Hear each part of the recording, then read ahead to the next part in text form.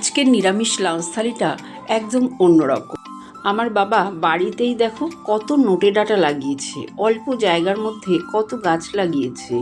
নোটে শাকগুলো এত টাটকা যে আমি তো বেশ কিছুটা তুলে ফেললাম। করলা গাছ থেকে একটা করলা, দুটো ভেন্ডি পেড়ে আনলাম।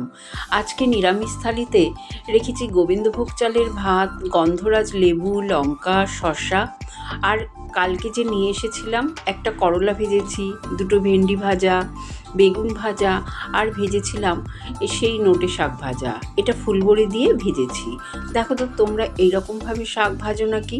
আমি প্রথমে তেল গরম করে ফুলবড়িগুলো তুলে নিলাম, তারপরে ওই তেলে কালো জিরে, শুকনো লঙ্কা ফোড়ন দিয়ে শাকগুলো দিয়ে পরিমাণ মতো নুন, হলুদ, লঙ্কা দিয়ে দিলাম। ভালো করে নাড়াচাড়া করে কিছুক্ষণ ঢাকা দিলেই শাকটা মজে যাবে। নামানোর আগে ফুলবড়িগুলো দিয়ে নামিয়ে নিলাম। আর শাক ভাজা কিন্তু কাসুন্দি দিয়ে খেতে ভীষণ ভালো লাগে, তাই একটু কাসুন্দি দিয়ে দিলাম। আর করেছিলাম সয়াবিন, পটল, আলু দিয়ে একটা তরকারি।